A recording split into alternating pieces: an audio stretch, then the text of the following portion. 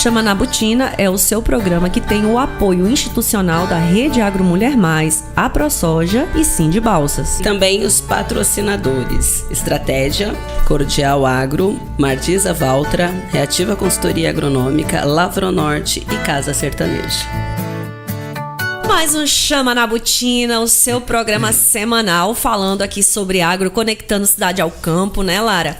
E hoje a gente está com um convidado que é mais que prata da casa, não é verdade? Verdade, né? Bem-vindos ao Chama na Botina. E hoje a gente está com um convidado aqui que vai falar a respeito de matérias importantes para o agro, para pessoas que também não conhecem muitas vezes a respeito do assunto. E vamos debater a respeito disso. Nosso convidado hoje é bem conhecido na cidade. Ayrton Zamian, bem-vindo. Muito obrigada por estar aqui com a gente hoje.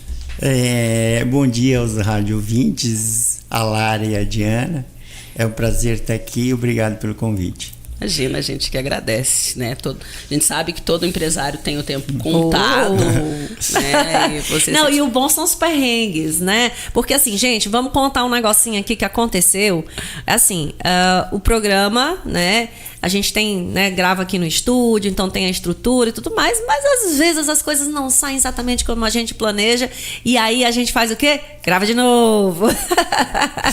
Ayrton, olha, dizem que não há males que não vem para o bem. Então, hoje a gente quer que você conte a sua história, porque aqui o nosso programa, ele é um programa que a gente está sempre conectando histórias, né? Aqui em Balsas a gente tem muitas histórias, nós já contamos algumas belas histórias, mas agora, hoje, a gente quer conhecer a sua história. Conta pra gente quem é o Ayrton, de onde que ele vem, o que que ele faz, para as pessoas conhecerem. Quem não conhece já... E quem conhece, talvez vai contar alguns detalhes que ainda não conheça, né? O Ayrton é um catarinense de nascimento. Se criou no Mato Grosso do Sul e hoje está no Maranhão. Ou seja, ele nasceu em Santa Catarina, se criou no Mato Grosso do Sul e é um maranhense de coração. Que já faz dos 3 estados que ele morou. Você viu que ele morou em 3 regiões do Brasil. 3 regiões diferentes. E é filho de gaúcho, meu pai era de Erechim.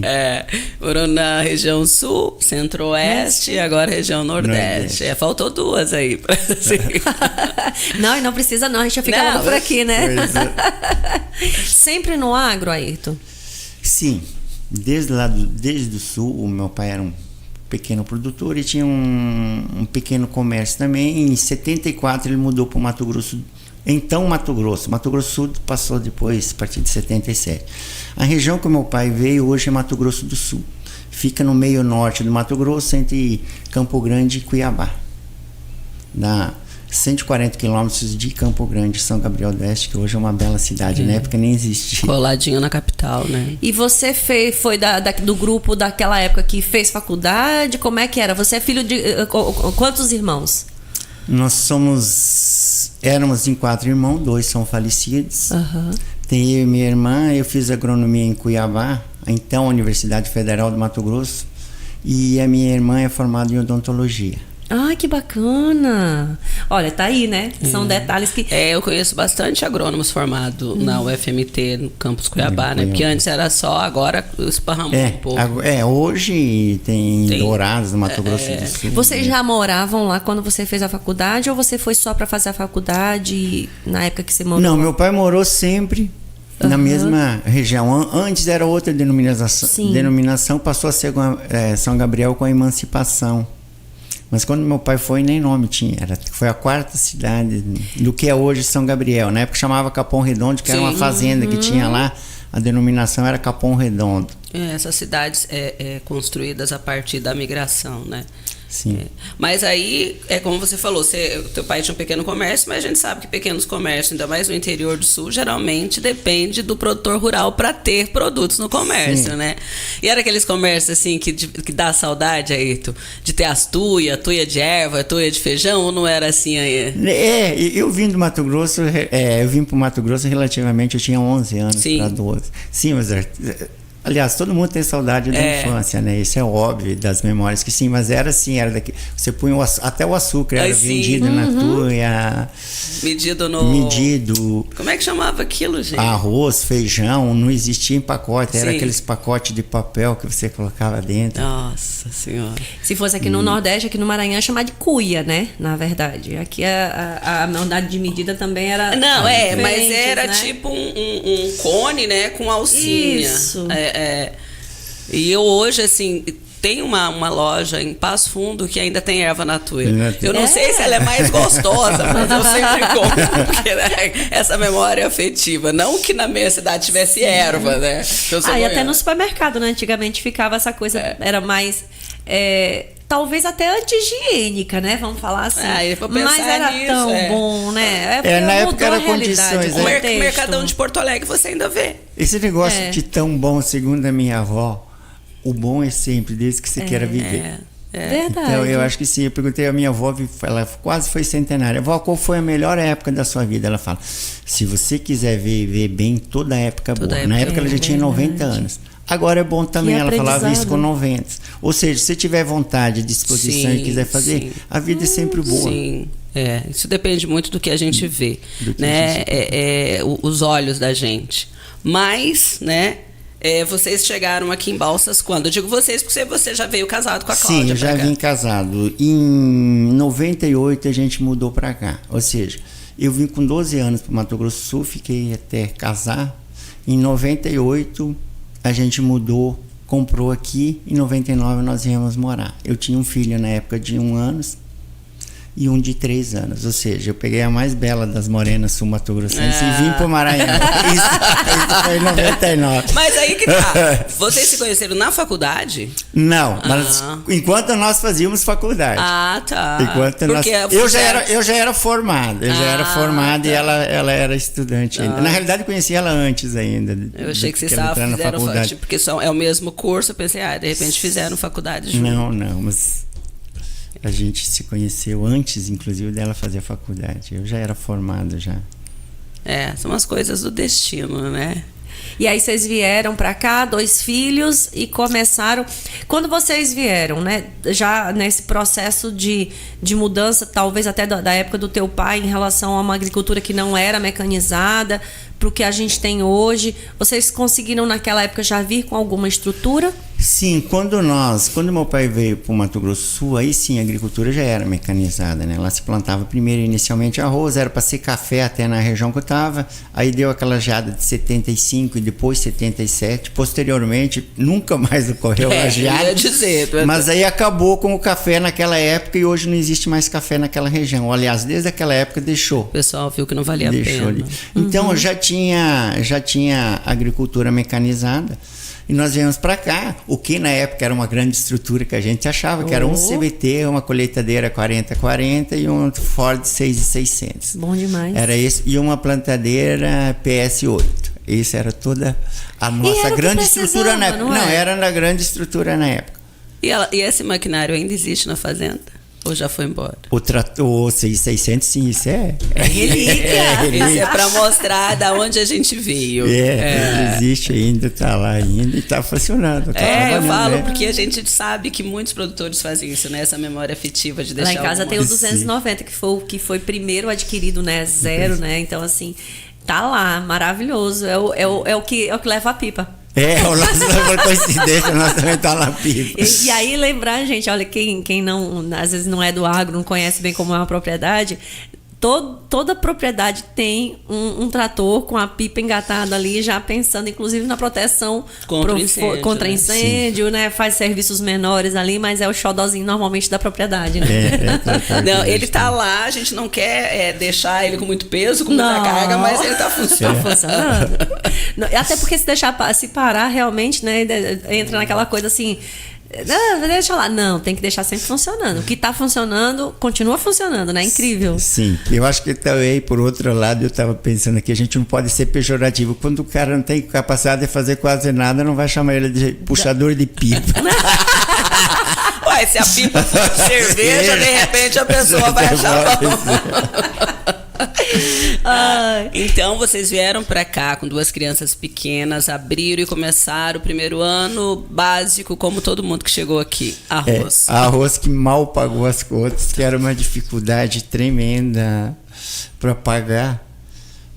Mas nós sabíamos e estávamos preparados para a dificuldade. Sim. Na realidade, se falar que foi sofrimento, eu acho que não. O seu Antídio que fala uma coisa bem. Perguntava, seu Antídio, como é que era? 70 era sofrimento? Ele fala, não, era difícil. Era sofrimento difícil. Quando você tem uma doença, você tem uma dificuldade espiritual dentro de você. Era trabalhoso. Sim. Sofrência não houve sofrência, não houve sofrimento.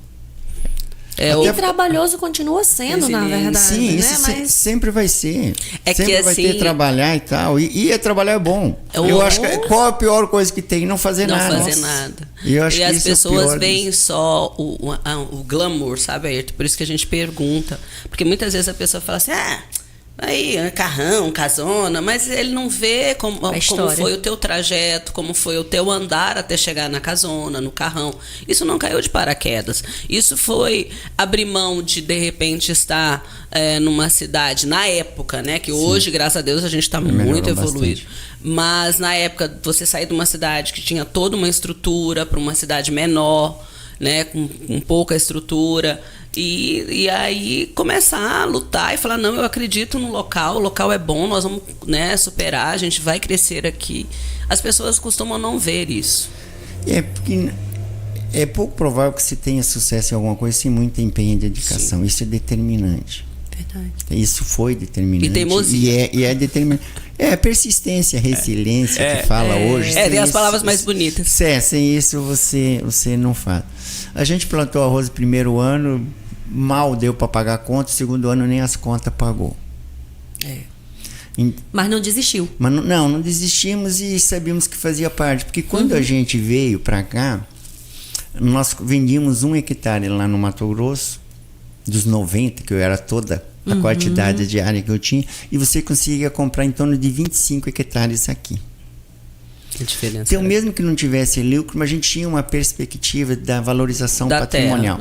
Até o 5º ano, a gente mal pagava as contas. Mas a nossa área, que valia 8 sacos, quando nós compramos, já estava valendo 50 e 60. Nossa. Esse montante, essa valorização patrimonial, eu não teria ganho no Mato Grosso plantando. Com certeza. Então, a gente que via que mesmo não tendo tido uma produtividade, não tinha um pouco por falta de eficiência nossa, competência. Nós achamos, né? mas nós achamos que a agricultura já tinha gente bem sucedida. O que eu pensava naquela época é, se tem alguém fazendo, se tem alguém bem sucedido e está conseguindo sobreviver só fazendo isso, e eu não estou tendo sucesso, ou não está sendo, é porque eu não estou fazendo da maneira correta, eu não tenho empenho suficiente, o que é que eu tenho que fazer para dar certo. Sim. Eu vou aprender, né? Que é viável a agricultura no Maranhão, tem muitos produtores que estão aqui, só fazem isso, são bem-sucedidos. A forma que eu estou fazendo, às vezes, não é a forma adequada, não é a correta. Não quer dizer que a agricultura não seja rentável. Já pensava isso na época. Tanto é que a gente está vendo grupos gigantes do Brasil vindo para cá, né? Então, à toa não é. Sim, a nossa região, Mato Piba, hoje é uma das boas regiões do Brasil. E no último ano, talvez esse entre as melhores do Brasil. Sim. Nós tivemos uma média razoavelmente boa de soja e vamos ter uma média razoavelmente de milho. A produção nossa é próximo do que foi ano passado. O Sul teve uma catástrofe, o Paraná não foi tão bom, o Mato Grosso também. O Goiás deu uma sofrida também, né? Então, eu acho que de certa maneira nós estamos numa região privilegiada. É só ver, hoje nós temos aqui uma média superior à média americana na soja e ainda fizemos uma segunda safra, que é a safrinha de milho, que se pegar o Brasil, na segunda safrinha que se chama, nós somos o 3º país que mais produz milho no mundo. Ou seja, não é uma safrinha, é uma safrona. Você falou isso, eu fui até abrir, porque ontem, né, eu tinha recebido a atualização do Rally da Safra, e aí estava exatamente um mapa, né, mostrando que os 2 estados que tiveram... E aí são os dados do Rally da Safra, né, gente? Mas assim, são informações e são dados que estão aí no mercado e são interessantes porque, assim, no mapa, ele mostra, né, o Mato Grosso do Sul e São Paulo, que estão com os menores, que o São Paulo fechou com 66 72,8%, Mato Grosso do Sul com 72,6%. Depois, o terceiro colocado, com menor produtividade, ficou o Piauí com 72%, aqui do lado, né? E aqui o Maranhão já fechou com 87%. E aí depois vem Minas Gerais com 90%, Paraná com 91%, o Mato Grosso com 118%, Goiás ficou com 119% e Tocantins 90%. Na média da produtividade nacional, ficou em 100,6 sacas por hectare. Uma redução que eles estão considerando de 5% na produtividade da safrinha, né? Milho segunda safra. Isso daí não é soja, né? Você está falando milho. de milho. O milho mas talvez, que é importante, né? O milho, na talvez, nossa região. Talvez hoje o mercado fala que talvez a gente não consiga esse 87%, mas esse mesmo vai ser uma safra bom. Sim. Era uma safra com milho há 15 anos atrás, não existia. Hoje nós produzimos 4 milhões de toneladas. E foi um ano de muitas adversidades. Apesar disso, era um ano que era para ser se falava que ia ser péssimo, ruim. Foi razoável. Talvez a maior diferença não foi na produtividade, foi no preço, na comercialização. Sim. Esse ano a gente sabe que foi não foi tão agradável. O preço que foi talvez 25% menor. Quando nós começamos o programa, 2 anos e meio, né? A gente fechou 3 anos. Eu acho que foi no ano que a gente começou que a gente até noticiou, que vários outros sites de notícia agrícola falou da questão do Maranhão mandar milho pro Paraná. Foi, né? Foi no início do nosso programa. Para você ver, quando é que se imaginava um negócio desse? Que a gente já está mandando grãos para a região sul do país. Sim, eu acho que a agricultura no Maranhão tem uma grande vocação. Talvez pouca gente saiba, mas o Maranhão tem uma área territorial 20% maior que o Rio Grande do Sul. E, teoricamente, 100% do nosso território tem precipitação e pluviometria o suficiente para se fazer no mínimo uma safra. A maior parte pode ser 2. Olha o potencial que a gente tem no Maranhão para crescer e para desenvolver. E acredito que o agronegócio seja a possibilidade de tirar esse que é o estado mais pobre entre os estados da região mais pobre, que é o Nordeste, e tem 9 estados dessa região. O Maranhão, infelizmente, é o mais pobre de todos. Olha o que aconteceu com Balsas em 1990. Balsas tinha o EDH menor que a média dos 218 municípios. Hoje Balsas é o terceiro. Nós usamos apenas 2,9% do território maranhense para produzir tudo isso. Praticamente vive no sul do Maranhão 1 milhão de pessoas, entre 800 a 1 milhões. Multiplicando isso em números, se nós chegássemos a 15% do nosso território e tivéssemos o mesmo sucesso que nós temos aqui em Balsas, nós acabaríamos com a pobreza do estado mais pobre do Brasil. E sabe o quanto que é isso em relação à Europa? Em torno de 18% do que planta, por exemplo, a França. Se nós plantássemos 5 vezes mais do que nós plantamos hoje, nós chegaríamos a 18%, 19% dos 67% que a França usa para agricultura, ou dos 62% da Alemanha. E isso ainda no pedaço, vamos assim dizer, que é legal. E porque se você fosse colocar, poderia abrir muito mais, né? Sim. Poderia abrir muito mais. Você está colocando um percentual bem pequeno nisso ainda. Sim, no Brasil se fala que a soja destrui tudo, o agronegócio. Poucas pessoas sabem, não chega a 8% do nosso território. Assim mesmo, nós produzimos e alimentamos de cada 6 pessoas no mundo.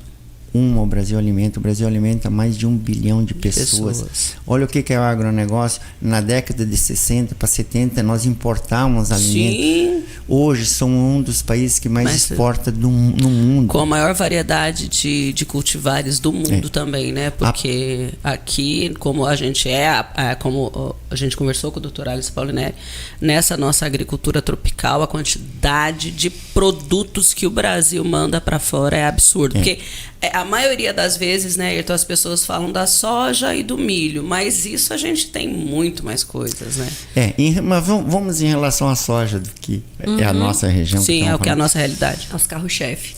A gente produz, nós somos o maior produtor de soja mundial, com 5% da nossa área. Aonde que se produz o milho, a maior parte em cima desses 5%. Ou seja, nós usando isso aí, nós somos o maior produtor de soja do mundo e o terceiro maior produtor de milho. Ou seja, entre as grandes culturas, em apenas 5%. E aí se fala que a soja destrui mais até. Eu acho que ao invés... Falta de conhecimento, eu acho que ao invés de ter essa demonização da agricultura, por que não estimular para ter nas outras regiões do Maranhão? Exato. Nós sabemos aqui quanto é a dificuldade de vir uma indústria, de vir uma Ford, uma Ford nem está no Brasil, mas uma Volkswagen, ou uma John Deere, ou uma Case se instalar aqui no Maranhão. Nós sabemos que isso é muito difícil. A agricultura está aqui, nós já temos um porto, nós já temos toda uma estrutura montada, é só estimular, incentivar. Vamos fazer o inverso, vamos dar oportunidade do que aconteceu aqui no sul do Maranhão, nas demais regiões do Maranhão, que as outras pessoas no Maranhão tenham essa inclusão social, essa renda, essa rentabilidade. Quando as pessoas têm renda e têm oportunidade, elas correspondem. Olha o que aconteceu aqui. Por vezes... Balsas não falta emprego, falta emprego. Capacitação. Mas isso aí nós temos o Senar, que vocês vão abordar esse assunto posteriormente, que tem muitos cursos para ser feito aqui. E por vezes em outras regiões se chama maranhense de preguiçoso. Isso não é verdade, às vezes falta oportunidade. Aqui houve oportunidade, correspondeu. Nós saímos daquela região que tínhamos uma renda menor que a renda do Nordeste. Em 1990, a renda de Balsa era pior que a média. Hoje nós se aproximamos da renda do Centro-Oeste. 34 anos atrás. 34 anos atrás. Por que não fazer isso no resto do Maranhão? Acho que essa discussão, o que é que tem que ser feito e não fazer o que você faz hoje. O que é que nós temos que fazer para punir a agricultura? Parece que hoje você ouve um monte de ONG. O que é que vão fazer para evitar que desenvolva, que não pode fazer isso, que não pode fazer... Eu acho que tem que ser, quando a gente fala em meio ambiente, é lógico que nós temos que respeitar, esse é o mínimo que nós temos que fazer. A lei tem que ser respeitada, a lei tem que ser cumprida, nós temos que se adequar ao Código Florestal. Eu acho que isso todo produtor concorda. A legislação é aquilo que já existe, né? E aí a gente já tratou sobre isso aqui na questão. Nós somos o país com a legislação mais restritiva do mundo. A gente paga, inclusive, imposto sobre a terra, inclusive aquela que a gente não usa. E, por outro lado, a gente continua, além da taxação que já existe, sendo sobretaxado.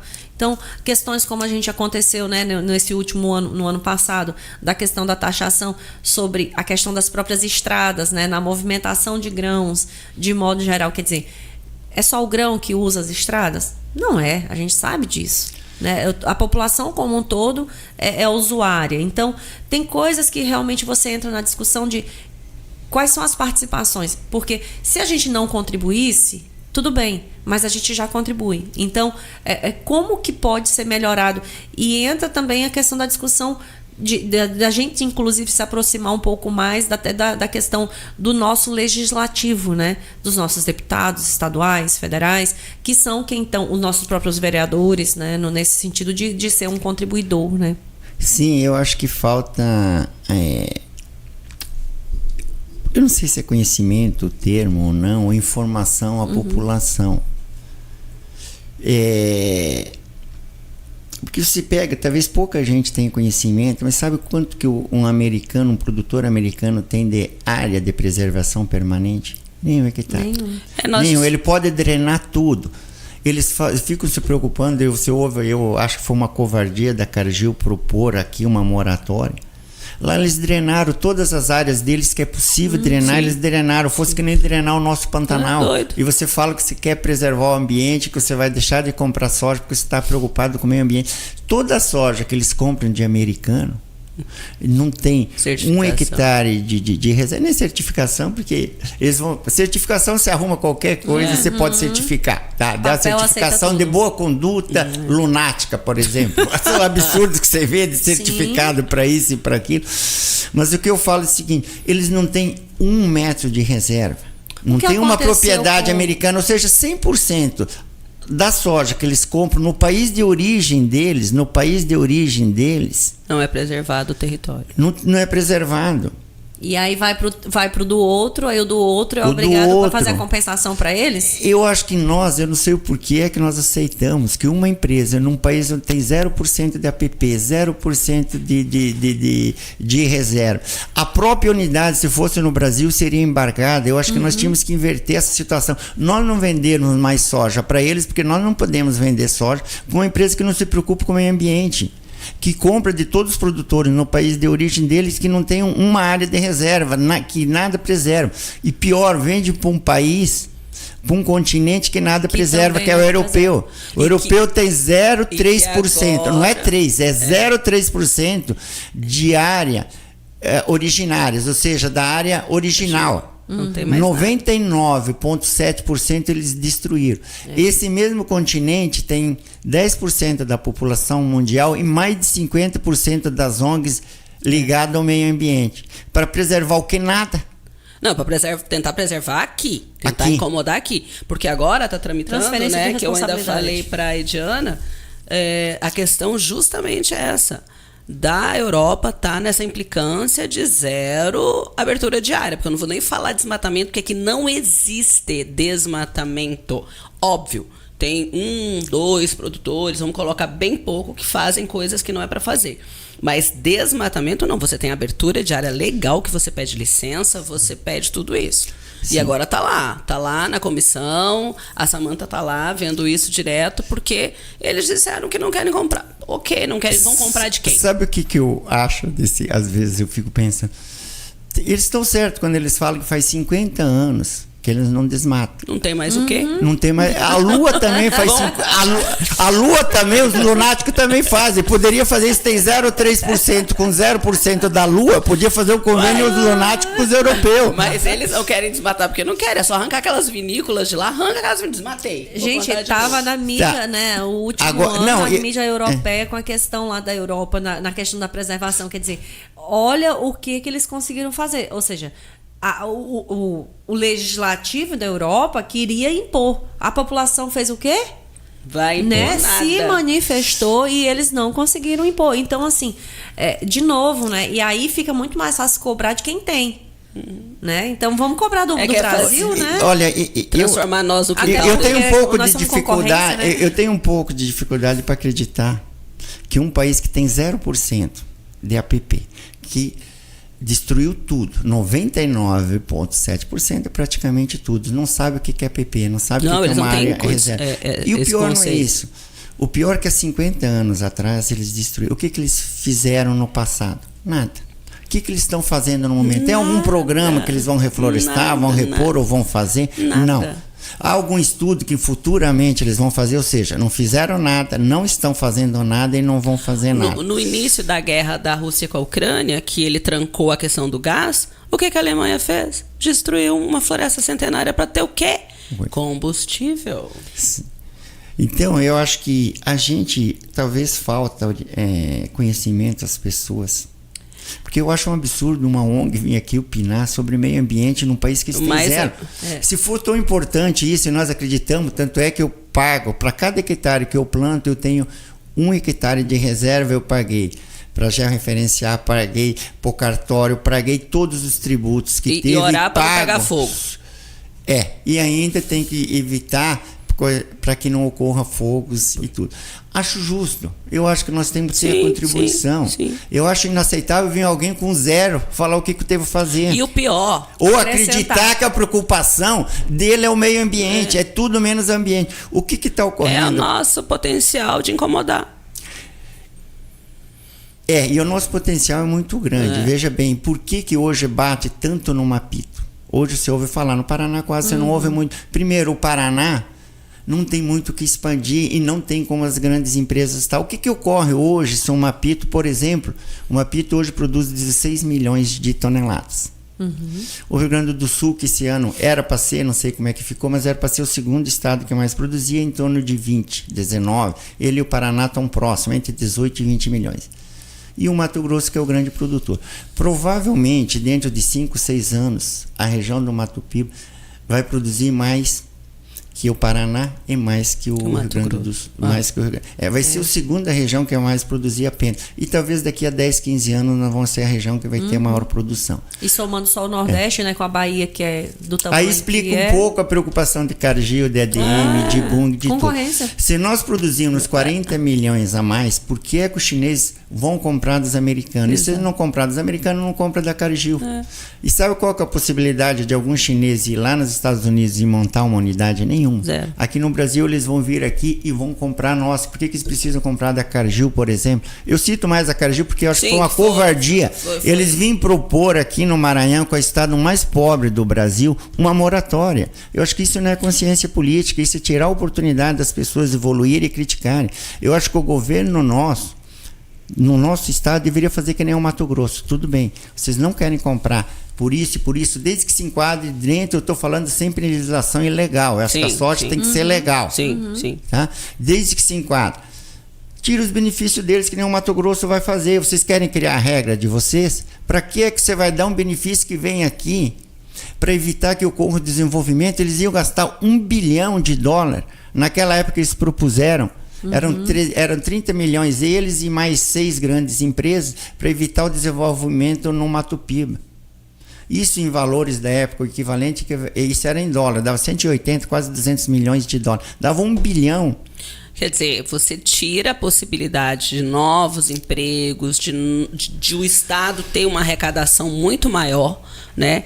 E o que mais eu fico indignada com isso, Ayrton, é a voz que brasileiros, que os governantes dão para esse tipo de empresa. Vai você lá na França tentar impor regra num país, né, que é soberano. Vai lá, para tu ver o que vai acontecer contigo. Vai lá, faz. Não, eu acredito lá não aceita, que se eles fizessem o que eles fizeram aqui na França, é possível que eles queimem a unidade deles e se brincar um pouco até com eles dentro. Exato. Nós aqui aceitamos passivamente. É porque nós não fomos forjados na guerra, né? O brasileiro... Não, eu acho que não é. Eu acho que não precisamos nem fazer uma guerra. Eu acho que nós não devíamos ser omisso. Eu acho que se nós não fosse omisso... Né? E de termos aceitado uma situação dessas... Eu acho que isso é um absurdo. Talvez um dos motivos de eu estar aqui seja por causa disso. Eu acho inaceitável esse tipo de coisa. Ao invés de se discutir essas coisas pequenas, por que não desenvolver um Maranhão? Nós temos o potencial de deixar esse estado, de tirar o agronegócio, tem possibilidade, tem gente querendo trabalhar e temos terras, temos condições, temos climas, temos tudo uma infraestrutura. Essa é a discussão e tem muita gente trabalhadora. E tem muita gente com vontade de fazer. Olha o que ocorreu no sul do Maranhão. Por que não pegar isso aqui e fazer nas outras regiões do Maranhão? É possível fazer? Ayrton, você está falando sobre isso e aí, assim, inclusive, a tua fala é uma fala, a gente percebe assim muito claramente que é assim, da questão do amor àquilo que você faz. Isso se reflete nessas questões, por exemplo, quando a gente fala de associativismo. Por exemplo, hoje você, inclusive, parabenizar, você está presidente do Sindibalsas, né? O Sindibalsas a gente conhece já e é nosso parceiro aqui no programa Chama na Butina, inclusive. E a gente fica muito feliz porque, assim, essa coisa de que a gente está vendo, que as pessoas estão vendo que a gente não pode ficar passivo. Então, essa coisa do Sindibalsas na sua vida, ele vem... Você já era associado desde sempre, e isso você vê como uma forma, inclusive, de ajudar os outros produtores? Sim, eu acho que... não tem que achar, eu tenho certeza de que unidos nós conseguimos fazer mais e fazer melhor. Olha o tributo que está se cobrando, 1%, para transportar, segundo eles, para eles fiscalizar transporte. Primeiro que você nem usa, a rodovia nem é federal, nem é estadual, é federal. Se fosse federal, seria um tributo. Na realidade, o governo precisa e sempre vão ser deficitário, por mais que você paga tributo, mais vai precisar. E se passar esse 1%, não vai ser suficiente, daqui a um ano vai ser 1,5, daqui a um tempo vai ser mais, depois vai ter outro governo que vai chegar e também não vai ter necessidade de ter mais, porque não vai fechar o caixa e vão tributar mais. A questão do próprio ICMS, né? O quanto cresceu, né, nos últimos anos. O motivo, eles vão alegar alguma coisa que nem essa aí, descabida de qualquer coisa. Na realidade, falta dinheiro e motivo. Se o Estado dá esse exemplo, a prefeitura vai pensar, por que eu não posso? Tá aí. Se não fizermos nada, daqui a prefeitura, agora vai ser o ITR. As prefeituras vão cobrar, já estão cobrando direito de ocupação, não sei do que, não sei o que. Se nós não fizermos nada, cada vez nós vamos mais pagar tributo. Eu acho que uma das coisas que a gente tem que se unir e fazer é zero de aumento de tributo. Tributo, taxa, seja qual for a denominação ou de que forma que for. Primeiro que eu acho, nunca ouvi, ou acho pouco provável que seja revertido para a população, sempre é para rombo. As 30 cidades do Maranhão, em 1990, continuam sendo as 30 mais pobres. Tudo que eles falam é para favorecer o menos não sei o que, o mais necessitado, o mais não sei o que. Quanto do dinheiro que foi e se foi, por que é que não resolveu a situação? A falácia é muito bonita.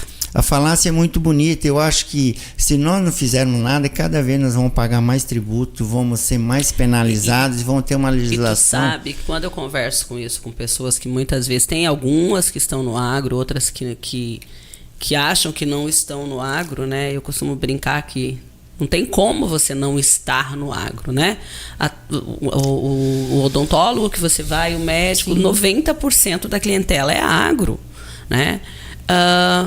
Mas quando essa questão desse 1%, mas a soja não paga tributo. Falei, então vamos ver, o óleo diesel, o maquinário, os insumos, não tem tributo. Então, assim, é aquela questão que a gente falou ontem. É a forma que a pessoa vende esse tributo para a população, né, fora do agro, que eles pensam assim, não, mas tem que ter. Porque... É engraçado esse negócio, às vezes chega a ter. Vou fazer engraçado para não ser tão irritante. A soja não paga tributo. Nós tivemos um prefeito que chegou a falar isso. Sério, eu não sabia, eu tava falando de amigos. Não falou aqui que se dependesse dele.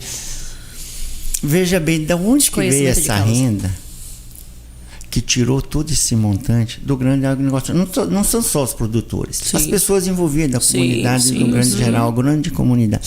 Há alguma região no Brasil que ocorreu aqui? Talvez não. São 1 milhão de pessoas. Se isso não é contribuinte, o que é contribuição? Senhora. O ICMS que a gente paga sobre tudo, né? Porque toda mercadoria que entra no estado. E mais do que isso, a geração de renda. Você gera gente que gera consumo, que todos têm tributo. Se a gente olhar só para o ICMS dentro do estado, quer dizer, todo mundo aqui constrói, todo mundo aqui cresceu. Então, é uma cidade que é um verdadeiro canteiro de obras. Para esse canteiro de obras estar acontecendo, tem compra de material. E a compra do material automaticamente está vinculada a um produto que vai entrar no estado. Porque do cimento ao tijolo, praticamente, né? O tijolo até que tem produção interna no estado, mas assim, a maioria dos produtos acaba vindo de fora. Então, quer dizer, você está pagando imposto? Sim, está todo mundo pagando imposto. Nós e todo mundo, né? A grande vantagem do agronegócio é que ela é uma cadeia grande e ela tem muito a crescer. Nós estamos cá em paz aí. Sim. Vai gerar quantos que é um empregos, canteiro de obra que não para, que né? não para.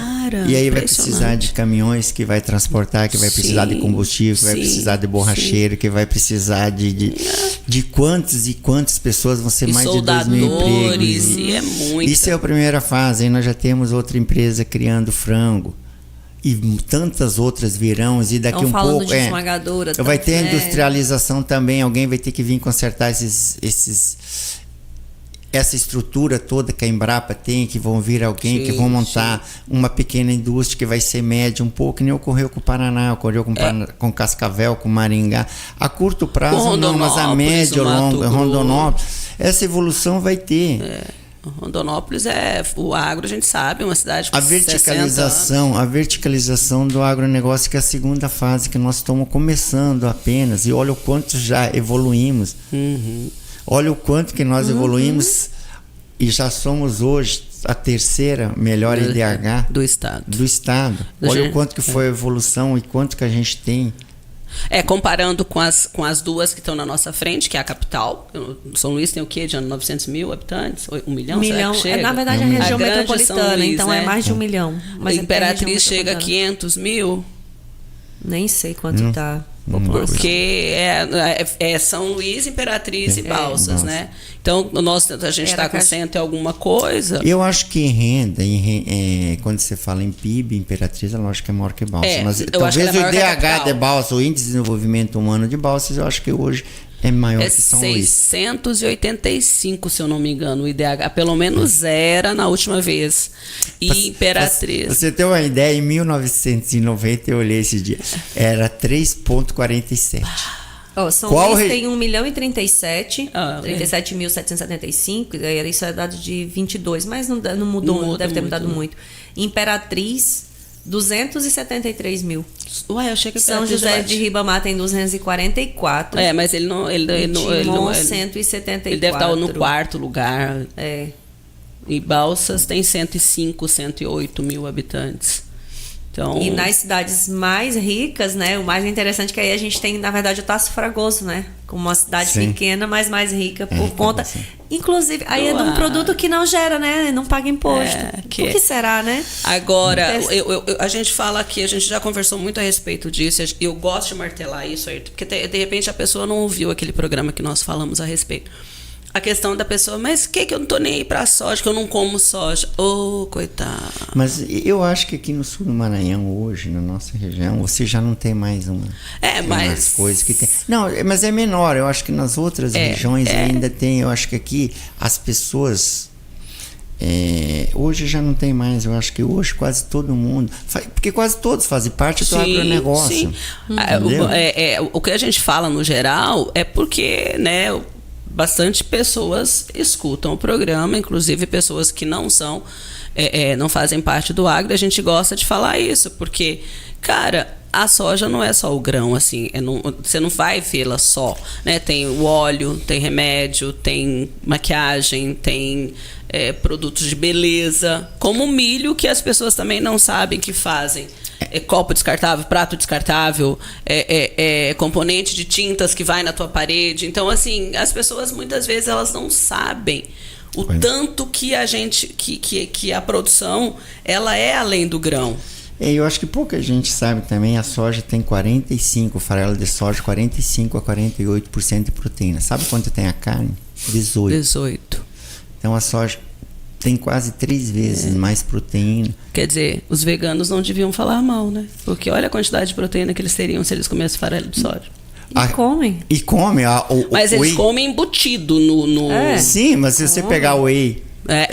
mas aí é que tá. Tem gente que não sabe que tem soja ali. Não tem outro produto, eu desconheço, que tem alguém que tenha a quantidade de proteína. Por que se fala tanto na soja? Porque você pode pegar soja com mandioca. Sim. A soja tem 45%, você tem uma boa quantidade de proteína. Por exemplo, para criar peixe, você precisa às vezes 30% de proteína numa fase inicial. Todos estão menos, milho, arroz, feijão. Nada chega perto. Quando se mistura com a soja, que tem 45, farelo 48, você consegue facilmente os 30. Então a soja pode ir com sorgo, com milheto, com...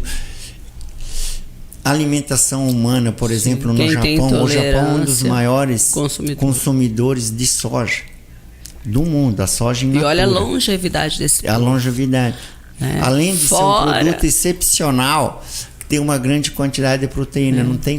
É difícil você arrumar proteína a não ser na soja. Então, tudo que vai nesses produtos que tem muito provavelmente no biscoito, em alguma coisa que você queira aumentar a proteína, vai ter soja. Na margarina, mas é isso que eu quero dizer. É quando as pessoas, né, erroneamente dizem, mas eu não consumo. Não.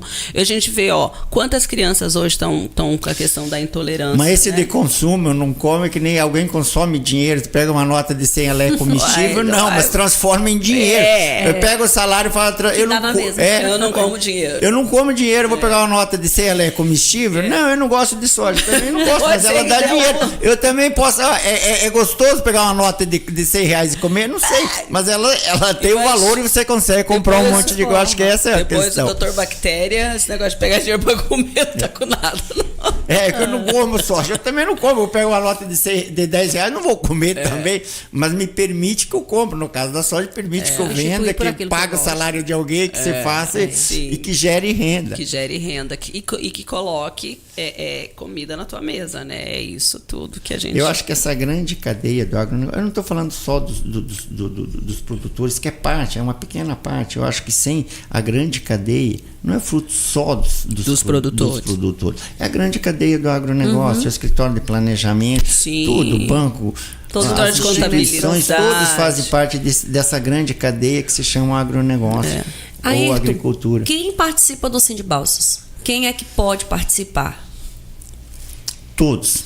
Todos? Todos os produtores, pequeno, médio, grande, todos são bem-vindos. De mamanda caducando. Dos cursos que a gente está tendo, do cenário de disponibilidade ou algum assunto que seja de interesse, são bem-vindos ao agronegócio. Nós temos a Deise e temos o Marcelo, que estão aqui, estão disponíveis. O que for preciso ou o que for necessário, tiver uma demanda, a gente vai ver se tem a solução, independente ou não de ser sócio. As pessoas são bem-vindas, médio produtor, pequeno produtor, o que é que o sindicato pode resolver e pode representá-los, a gente... Isso é bom porque, assim, às vezes a população fica, né? A gente está aqui conversando, a gente acaba falando muito sobre a soja, que é o que a gente acaba vivendo mais também. E a gente acaba meio que até esquecendo, assim, não é porque a gente esquece, não é por maldade, mas é porque... o assunto vai evoluindo. O assunto vai evoluindo, naturalmente. Mas é importante porque, assim, às vezes a pessoa fala assim, mas o Sindbalsas é para quem, né? Então, gente, é importante, assim... Você também que é da sociedade e quer fazer o curso, ou seja, você não é associado ao sindicato, você não é um produtor rural, mas eu quero, é um jovem, ou talvez até com uma certa idade, mas fala assim, quero experimentar trabalhar no agro. Os cursos também são para esse público? Sim.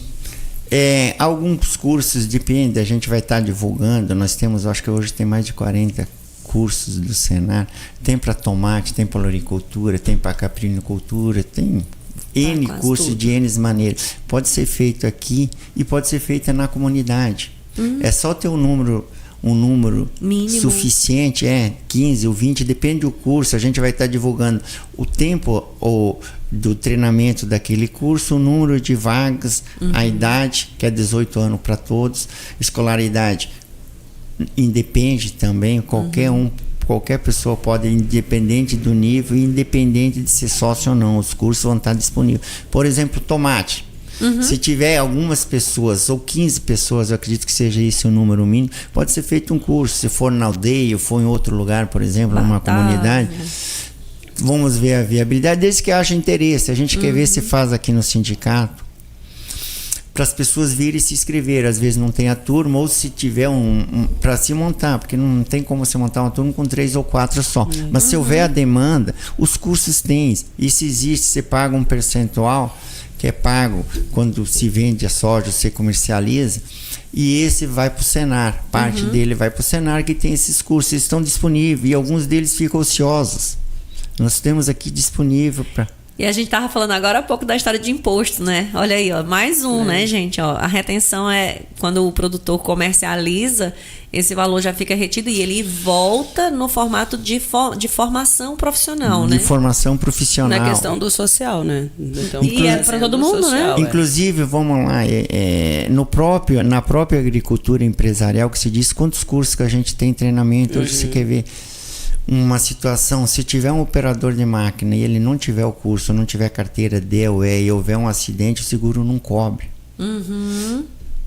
Nós temos o curso aqui gratuito para ser feito. Se arrumarem 15 pessoas, pode ser feito na fazenda deles, ou eles, né? E os vizinhos deles. Quanta capacitação tem aqui? Quantas vezes você vê no grupo pessoas desesperadas atrás de operadores? Atrás de criação de peixe, tem curso, criação de caprino, de ovino, de piscicultura, tem cursos. Olha aí, ó, você que de repente olericultura, tá pensando, fruticultura. Você que está pensando assim, não tenho tempo para fazer uma faculdade porque eu preciso começar a trabalhar logo. Os cursos geralmente é menos tempo, né, do que 2 anos.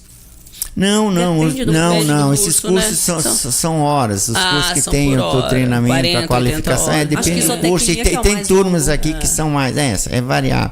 Então, assim, de repente você tá precisando, né? Você tá aí, ó. O curso tá aqui na sede do Sindibal. Você pode vir aqui, pai que tá ouvindo, mãe que tá ouvindo. De repente, teu filho tá ali naquela fase. Não tem como eu fazer uma faculdade agora por causa dos custos.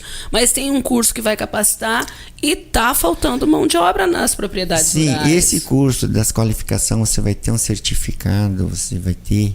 Sim. É emitido O Senar tem um respeito muito grande no agro. A gente conhece várias, né, pessoas que hoje são influencers e elas fizeram cursos no Senar, várias e várias. Ou seja, tem curso para pequeno, para médio, para grande produtor, todos podem se beneficiar. Uhum. Mas hoje, assim, Ayrton, como mudou a diretoria agora, para o pessoal que está nos ouvindo, que teve gente, de repente, que não veio na eleição, não sabe, quem hoje está na diretoria?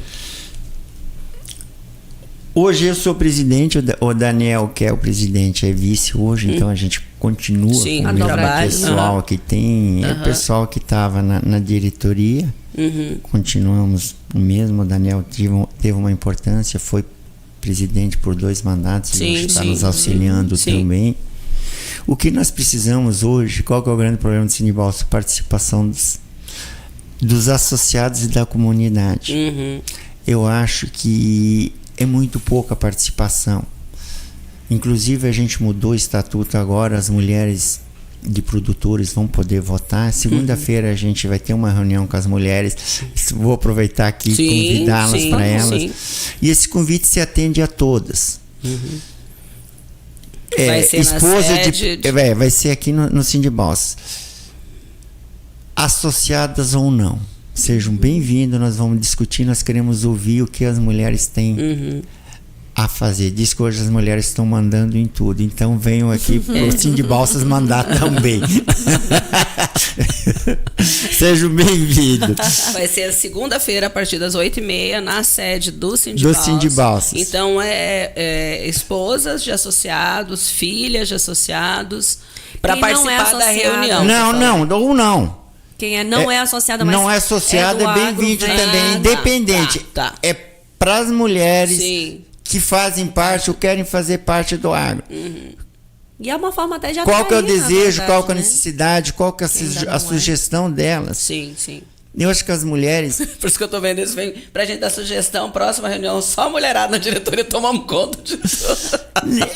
Eu acho que as mulheres, elas têm muito a acrescentar, elas já estão fazendo muito no agronegócio. Eu vejo a minha esposa o quanto que... participativa, né? Que daqui um pouco quem vai falar, vai inverter, eu falo quanto que ela me ajuda, daqui um pouco é ela que vai estar falando, olha o quanto que ele está me ajudando. Mas o trabalho de não, mas isso é bom. Eu acho que é bom. Mas ela tem que fazer parte, porque como a gente sempre fala aqui, cara, nós sabemos quantas e quantas mulheres, Ayrton, que eram esposas, né, que ficaram viúvas de repente, sem saber o que estava acontecendo na propriedade. Então, isso também entra na vantagem de se ter uma rede de apoio, né? Como a Rede Agro Mulher Mais é. Então, a gente vê a diferença nessas mulheres que fazem parte também dessa rede de apoio. E elas têm uma grande capacidade, uma grande capacidade de comunicação também. Isso é importante. Elas hoje tem mais médicas que médicos, mais agrônomas que agrônomos. Estão em todos os setores, jovens, porque não está aqui no Sindibal. Sim, a questão da própria sucesão, a continuidade do negócio. Continuidade.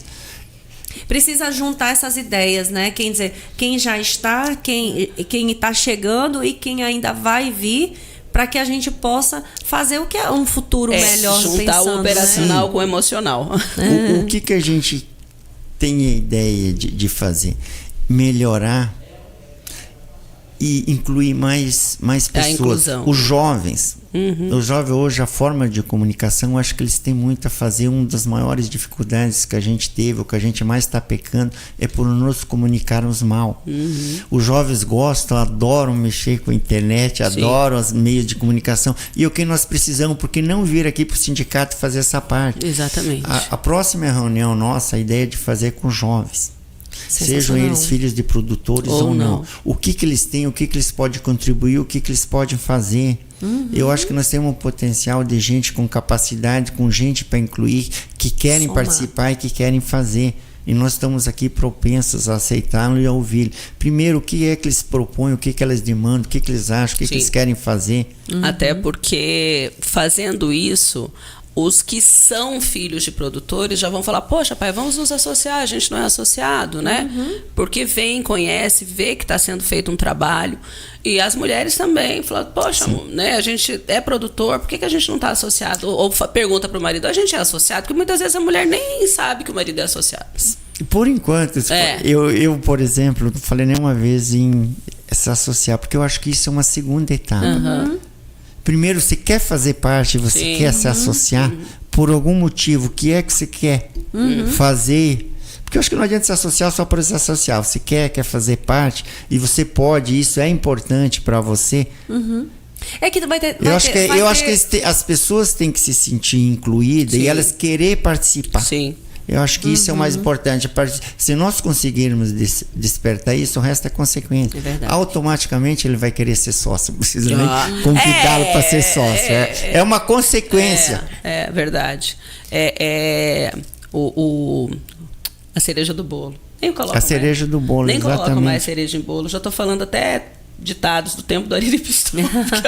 Que na verdade vai ter sempre as pessoas que vão ser mais participativas, que vão estar mais presentes, vai ter as que vão se associar e nunca vão aparecer, mal e mal numa reunião ordinária ou numa eleição, né, ou numa eleição, e às vezes nem na eleição, mas ela não quer deixar de se associar, porque ela sabe que a instituição ela tem aquela força, né? Ela é reconhecida, assim como é a questão da própria ProSoja, né? Então, assim, são aquelas instituições que a gente já sabe que tem o nome, né? E que tem uma força também política, no sentido de que tem uma representatividade, que tem a questão dos próprios custos. Então, assim, tem uma estrutura que foi construída ao longo do tempo, né? E isso que que pode anos, brigar por situações.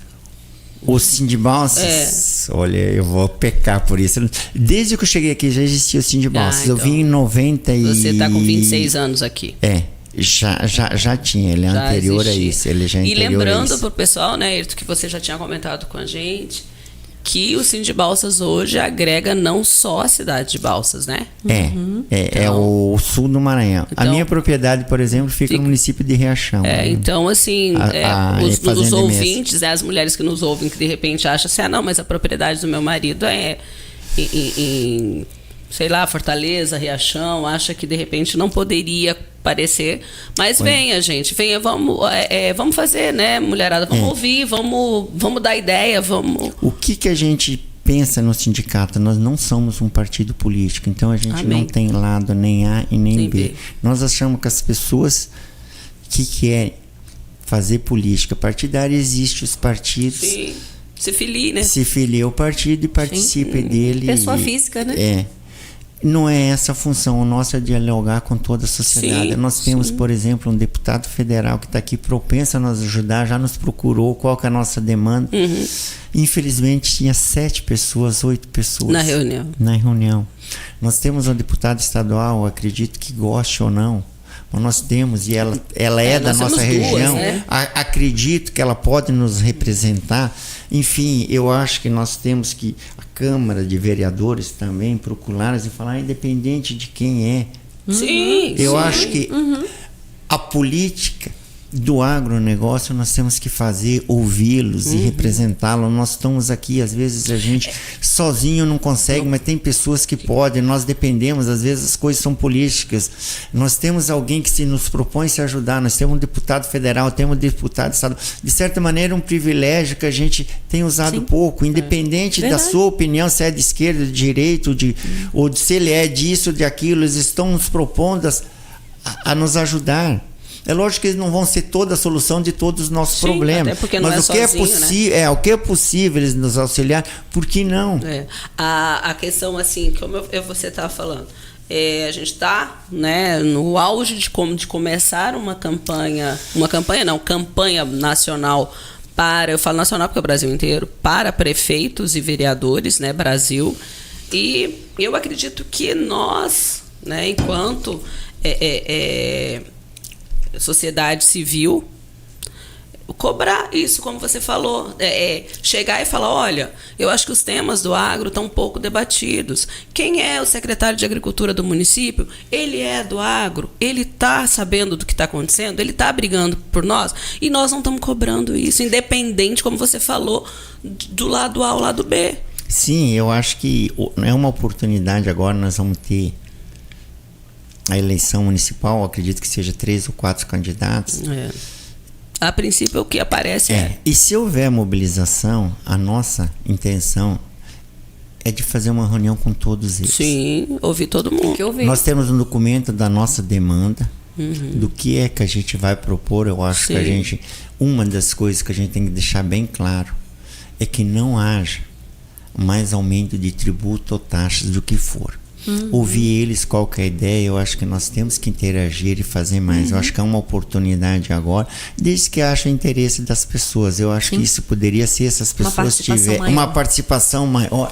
Nós temos uma conversa que esses candidatos, agora, antes da eleição, principalmente agora, porque depois, quando chega lá no meio da coisa para final, é mais difícil. Mas se as pessoas tiverem agora, final de julho e agosto, quando as candidaturas já vão estar, eu acho que nós devíamos aqui no Sindibalsas convocar todos eles. Acredito que haja a participação deles.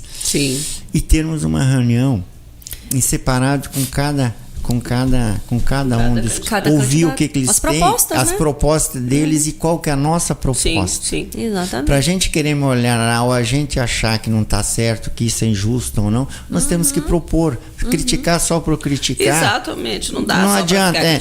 Tá ruim, isso tá errado, isso não é bom, isso não é. Então qual é a proposta? O que é que nós achamos? O que é que nós pensamos? Olha, tá aqui. Essa é a nossa demanda, esse é o nosso objetivo. Acho que isso que a gente... dessa maneira que nós temos que agir. Eu não tenho bem certeza, Ediana, você que fez direito. Tem possibilidade de... Porque o pessoal acha que projeto de lei é só deputado e só vereador, mas se eu não me engano, tem possibilidade de entrar com projeto a população civil, não tem?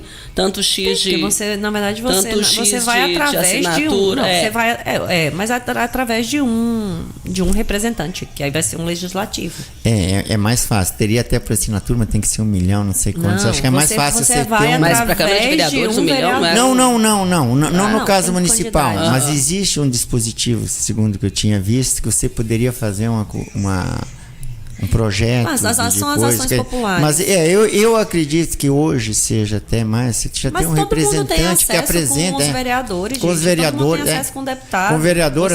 Nós temos aqui. Tem que trazer para perto. Tá certo, nós temos deputado estadual e fazer, tem outras maneiras, eu acho que.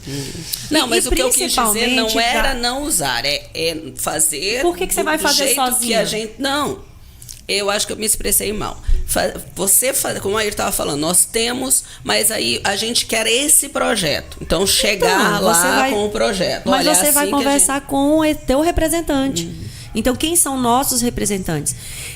Gente, tem que entender também que é assim, nossos representantes é inclusive em quem a gente não votou pessoa física. Eu, Ediana, não votei, por exemplo... Gente, meu voto é secreto, tá? Então, assim, eu não votei no João. Mas o João hoje é o vereador. Então, se ele é o vereador, se ele é o deputado estadual, ele é o meu representante. Quer eu queira, quer eu não queira. Então, é assim, vamos chamar o João para a mesa, vamos conversar com o João e vamos expor. Então, essa situação, por exemplo, de fazer esses bate-papos são importantes exatamente para que, inclusive, ele, que é um pré-candidato, né, saiba quais são as demandas que nós temos. E para que a gente possa ouvir e falar assim, vem cá, Fulaninho, você é o candidato aqui a prefeito, a vereador. Quais são as suas propostas?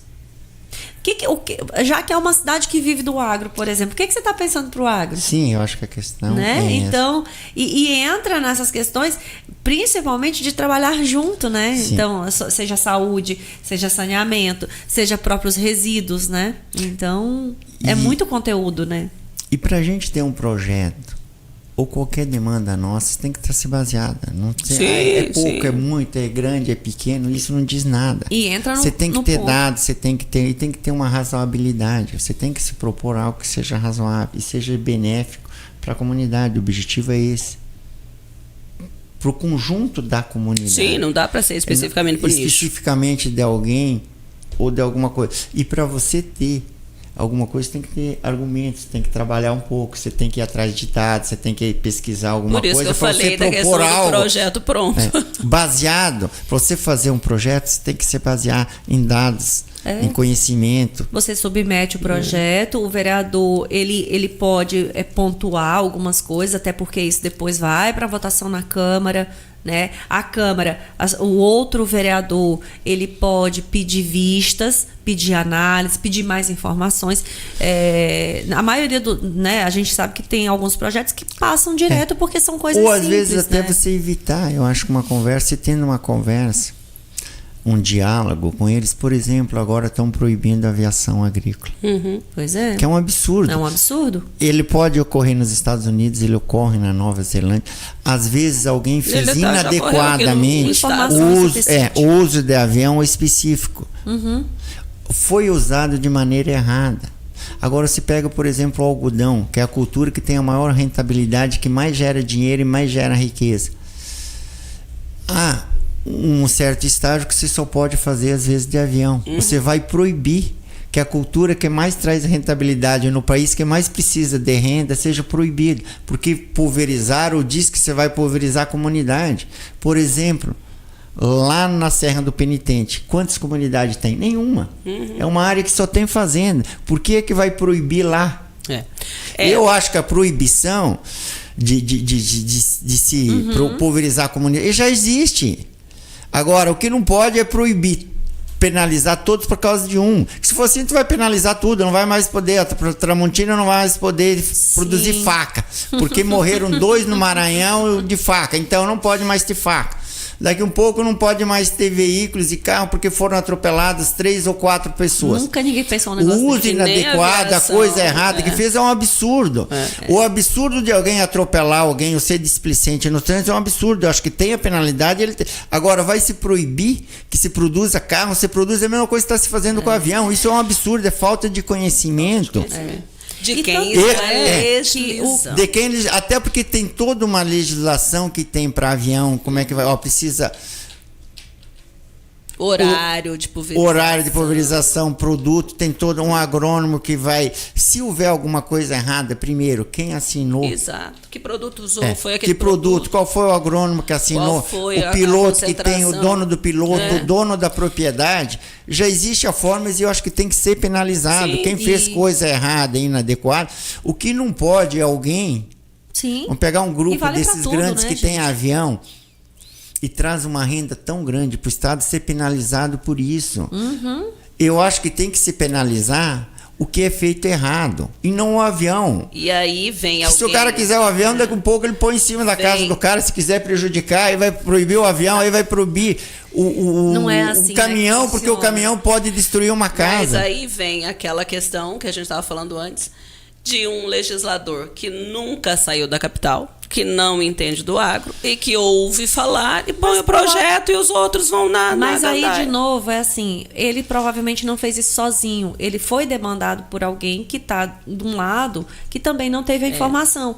Nós fizemos a entrevista, por exemplo, aqui já com, com o Diego, da AGED, que foi uma entrevista também técnica, falando sobre isso. Então, assim... Uma coisa que nós temos dentro do agro que precisa melhorar realmente, tem evoluído e com certeza vai evoluir a cada dia, é a comunicação. Então as pessoas, elas não sabem, por exemplo, aplicou com avião, atingiu a comunidade. Já foi inclusive provado, o daqui do Maranhão, a situação que não foi o que aconteceu. Era piolho, por incrível que pareça. Então, só que saiu na mídia 500 vezes que o avião pulverizou, que as pessoas estavam com o cabelo branco, que estava por feito. Contada de forma repetida, né? Aí as pessoas passaram. Mas a demanda da questão da pulverização foi proposta por ONGs, ponto, que tem dinheiro pra caramba. E se nós que somos do agro e precisamos da pulverização não fizermos uma contrapartida, um projeto dizendo que isso tem que fazer e já tem todas as penalizações, ninguém vai fazer pra gente aí. Vem a manifestação, inclusive, enquanto instituição, né? Eu acho que isso é frutificação da desinformação. Sim. É o trabalho que nós estamos fazendo aqui, né? De informar. Porque Eu vejo lá, tipo Codó, sei lá, outras cidades que proíbem. Qual é o conhecimento? Exato. Baseado no quê? O americano que tem todo o conhecimento, toda a capacidade. Lá pode usar avião? Pode. É um país densamente muito mais populoso. Eles têm mais que o dobro, quase o dobro da nossa população. Sim. Que seja. Pode usar? Pode. Quantos países que pode agora? Por que é que um vereador de uma cidade vai proibir? Eu não sei, entendeu? Qual é o conhecimento e baseado no que vai pulverizar a comunidade? Todo mundo é contra. Sim. Acredito que ninguém é favorável, é um absurdo. Acredita não, ninguém que é favorável. Você que vai pulverizar a tua área, tu sabe o valor disso para ti. Se ao invés de gastar energia nisso, por que não gasta? Vamos fazer, eu acho que aí sim, uma divulgação de a maneira de ser usada adequadamente. Não só o avião, como qualquer outro. Drones, o autopropelido, o pulverizador, o costal, que seja. Qual é a maneira adequada de se fazer? Existe uma maneira, e toda maneira, se ela for adequada, ela é segura. Exatamente. E as questões, elas precisam ser discutidas realmente num nível um pouco mais técnico e não no achismo, né? Sim, eu acho que tem que ter, e ser responsabilizado quem faz erroneamente. Qual é a maneira de fazer que essa mesma energia que eles estão ganhando, que eles estão gastando para fazer isso, por que não gasta isso, essa energia, esse tempo, esses recursos, para divulgar a maneira correta de se usar qualquer insumo que seja, para o pequeno, para o médio, para o grande? Isso é uma ferramenta que vem muito a melhorar, a beneficiar a sociedade, ao invés do cara capinar o dia inteiro, por exemplo. Às vezes com 5 minutos de serviço de um produto resolve a situação dele, desde que usada de maneira adequada. Isso que tem que ser feito. Todos os lugares do mundo se usa. Na Alemanha se usa, na França se usa, nos Estados Unidos se usa. Argentina, tudo. Onde tem agricultura. Nada contra Codó, em Codó não pode. Pois é. Aí você pensa assim, não vou mais produzir aqui. Como é que fica a cidade sem essa renda? Não, eu acho que não fica. Eu acho que isso diminui. A produção vai existir. Eu acho que essas coisas, ao invés de você gastar isso aí, o que é que vão fazer para melhorar a renda? Para trazer mais gente de outros lugares para se produzir, o que vai fazer corretamente? Vamos dar renda, vamos fazer o que aconteceu no sul do Maranhão, no resto. Não é bater possível de frente, fazer. Né? Não é bater. Ao invés de fizermos isso, por que não multiplicarmos o que está dando certo e melhorarmos o que está mais ou menos, e evitarmos que se ocorram as coisas errôneas? A gente tem que cuidar do efeito dominó dessas coisas. Existe algo errôneo? Existe. Então vamos combater, vamos fazer para que não ocorra. Nisso nós somos favoráveis. Eu acho que o insumo, o agrotóxico, o defensivo, seja o que for denominado, ele tem que ser usado de maneira correta e não indiscriminadamente. Isso aí eu acho que caro demais. Eu acho que isso não há nenhuma discussão. Eu acho que isso é uma coisa que todos... Para quem já opera, já sabe e já segue as normas.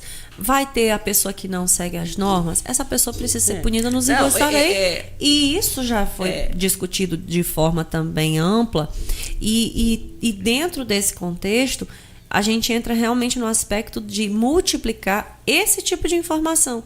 Né? Porque o que chega para as pessoas, e aí é interessante porque a gente até comentou também no dia na entrevista com o Diego, né? A população de modo geral, quando entra nessa questão da capina química, o cara não quer pegar na enxada para ir capinar um terreno, e nem precisa. De novo, você tem produto para isso, e até foi uma questão que a gente estava discutindo, que precisa ter inclusive esse produto num vasilhame menor para que seja acessível, mas desde que ele siga as normas, inclusive, de segurança pessoal para ele, né? Então, por que no agro a gente precisa seguir? E aí, no agro, a gente tem lá, você tem técnico de segurança, técnico de meio ambiente, né? Tem todo um estudo para que isso possa ser feito, tem a orientação, tem os EPIs que são utilizados. Então, assim, a coisa não é feita de forma indiscriminada. Alguém está fazendo de forma indiscriminada, essa pessoa precisa ser orientada. Sim. Né? Porque às vezes ela até faz isso por falta de orientação. Então, aí entra de novo até as questões do próprio Senar, né? E outros cursos que são por aí. E aí entra o teu técnico de segurança enquanto propriedade, que não é só na propriedade rural, vai acontecer na indústria, vai acontecer de modo geral, que é dar a orientação correta e adequada para que a gente possa comunicar, inclusive, esse agro de uma forma melhor, né? Evoluir nesse sentido, né? Sim. Tem um jeito para você resolver e não precisar do tal do agrotóxico, tá? Que quando o cara fala, parece que ele tá falando. É só matar 6 bilhões de pessoas, você resolve o problema. 1,5 bilhão, que era o quê? O número de pessoas que tinha antes do tal do agrotóxico, tinha 1,5 bilhão de pessoas. Sabe quanto tem hoje? 7,5. Sabe por quê? Porque tem comida. Por causa do maldito agrotóxico. Se não fosse para o agrotóxico, não teria se produzia. Comida. Nada contra o orgânico. O orgânico é bom, é um nicho. Eu acho que se não há necessidade, não tem porque você usar um defensivo agrícola. Se não houver a necessidade, que seja orgânico. Mas se você pegar uma aldeia indígena, tem tudo isso que você fala, é orgânico. Sabe quanto que vive um índio sem a presença do branco? Sem o não índio, sem a ajuda? 29 anos é a expectativa de vida. Era o que vivia no começo do século passado, era em torno de 32 anos. Hoje nós temos alimentos sobrando no mundo, graças ao maldito agrotóxico. Tão ruim que melhorou, né, a qualidade de vida. O ser humano está na Terra há mais de 200 mil anos. Nos últimos 50 anos, quando teve o agrotóxico, sobrou comida. No começo dos anos 2000, para cá, tá morrendo mais gente por excesso de comida, por problema de colesterol, outro do que por falta. Há 50 anos atrás, Arthur, você sabe que o Brasil importava. Então. É ontem. Não é o Brasil, é o mundo. Sim. Essa coisa que é tão demonizada, o que resolve a situação. Alguns poucos que têm dinheiro de comprar um produto que é muito caro, que custa não sei quantos reais, mas hoje uma saca de milho, graças ao maldito agrotóxico, custa 70, 75 centavos. Com uma moedinha você compra 1 quilo de milho. Entendeu? Se não fosse, nós não teríamos a alimentação que temos. Nunca foi na história da humanidade tão barato se alimentar. E pela primeira vez o mundo produz mais comida do que as pessoas consomem. Hoje nós temos, pode ter mal distribuído o alimento, a gente sabe mas hoje disso. tem um alimento suficiente para alimentar. Se não tivesse o agrotóxico, quantos que se alimentavam antes? O mundo já existia há mais de 200 anos, 200 mil anos.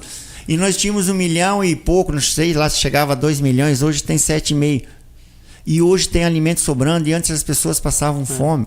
E aí você fala tanto nesse agrotóxico, como se fosse salvar o mundo. O cara fala todo empolgado com o agrotóxico. Se não fosse para ele, esse infeliz que fala tão mal do agrotóxico, não estava nem se alimentando. Exatamente. Até porque, por causa do, né, como você falou, do maldito agrotóxico, que se produz mais na mesma área, sem abertura de terra, sem abertura de áreas novas. E entra numa outra questão também, que é importante e relevante, que é a questão da própria indústria, né? Hoje você tem uma indústria que está produzindo produtos que, e aí comparar, né, só usando para título de comparação, aquilo que se produz dentro da propriedade, ou seja, um produto in natura, ele é um produto que tem a qualidade que é praticamente indiscutível. Quando você vai para a indústria, você tem uma adição de produtos, né? Então, assim, gente, se você lê o que está lá em ingredientes, né, num produto que você está consumindo ele já pronto, preparado, industrializado, aí é uma outra questão.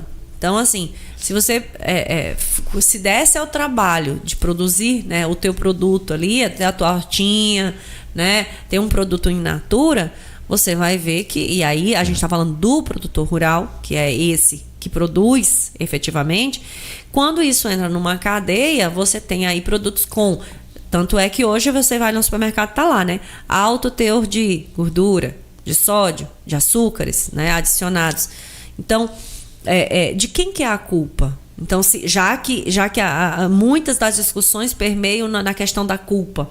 Então, se for por culpa, quem está contribuindo para uma alimentação inadequada não é o produtor rural. Porque não é ele que industrializa. Ele está vendendo produto in natura. Deixa eu só fazer uma ressalva aqui. Não é uma apologia ao defensivo que deve se usar. Eu acho que ele tem que ser usado dentro do possível e na medida, o quanto menos usar, melhor. Mas se for necessário, use adequadamente. Eu acho que é isso. E da maneira correta que ele tem que ser usado. Ele é benéfico. Ele ajuda você a multiplicar, senão nós não teríamos essa agricultura, mas ele tem que ser usado corretamente, da maneira correta, da forma correta para ser usado. Eu acho que essa é a discussão, e não se deve usar ou não. A outra opção que você não tem parece estranho, mas as pessoas hoje, talvez dos quase 8 bilhões de pessoas, talvez 2 bilhões sem o agrotóxico sobreviveria. Ou você tem ele, ou como que você vai eliminar essas 6 bilhões de pessoas? Você resolveria o problema. Não quero mais agrotóxico, não. É só matar 6 bilhões de pessoas que está resolvido. É irônico eu dizer isso. A outra opção é essa, entendeu? Então, eu acho que... Acho não. Tenho certeza. Um defensivo, ele é importante. Mas isso não quer usar que você deve usar indiscriminadamente. Não, até porque, de maneira, como você falou, é muito caro. É muito caro. As pessoas para você têm, gastar à toa. As pessoas têm a ilusão de que alguém vai gastar hoje. Você não tem margem de lucro maior que 20%. Se você gastar 20% a mais do que é, a sua margem de lucro já fica no limite. Tu tá correndo o risco de quebrar na frente, né? E a gente sabe também, né, Ayrton, que a nossa legislação nessa questão dos agroquímicos, ela é muito restritiva. Enquanto a Europa usa 12, a gente usa 4 litros. Sim, a quantidade também é outra coisa. Que se falar o Brasil é o país ou o segundo país que mais... Mentira. É o segundo país que mais produz. Não, em números absolutos é porque é o que mais produz. É o que mais produz, então, mas a proporcionalidade é menor do que usa a Europa, do que usa o Japão, por exemplo, que tem a maior qualidade de vida. O Japão usa 6 vezes mais que nós, proporcional, vamos pegar em número de áreas, tá? Porque é um número bem questionável, depende da área, a produtividade, se ela é mais incentivada e tal. Mas desde que é usado com critérios, ele é seguro. Você quer ver um absurdo que você fala tanto em agrotóxico. É o mesmo que se pulveriza as casas, que tem um monte de gente favorável a pulverizar para acabar com o mosquito. O que é? O piretróide, uma cipermetrina e um malatião. É o mesmo que você usa céu aberto lá. A gente fala isso aqui. E ainda é recomendado, para você ter uma ideia, 72 horas após o uso, para você entrar. O que se pulveriza na cidade em cima das pessoas. E essa mesma pessoa que é favorável, que determina que vai pulverizar, vai lá e critica o agrotóxico, que não deve usar. E aí esse mesmo, né, é pulverizador para o mosquitinho da dengue. Passa, você tá lá com a sua laranja, a sua amora, seu não sei o quê. Em cima. Não, e você no outro dia come de buenas, assim, não aconteceu nada. Nem lava. Ou em você mesmo. Passa em cima de você.